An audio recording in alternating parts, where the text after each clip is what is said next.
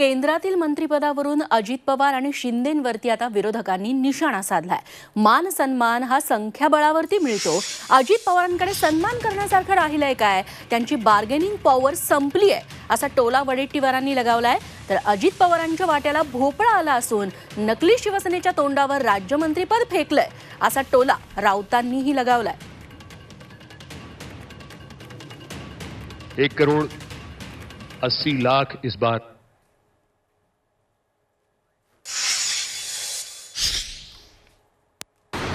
अजित पवार की स्थिती आणि त्यांचा सन्मान करण्यासारखं अजित पवारांच्याकडे राहिलं काय? त्यामुळे जो मिला वो खाओ अशी परिस्थिती आली आहे। कारण बार्गेनिंग पॉवर जी लागते ती त्यांची संपली आहे। त्यामुळे मला वाटतं की त्यांना राज्यमंत्री मिळालं तरी भरपूर आहे। ते खुशीनं घेतले तर ठीक, नाहीतर तेही मिळणार नाही अशी अवस्था सध्या अजित पवारांची आहे। अजित पवारांच्या वाट्याला तर भोपळा आहे आणि दुसरे जे आहेत नकली शिवसेना त्यांच्या तोंडावरती एक राज्यमंत्रीपद फेकलेलं आहे।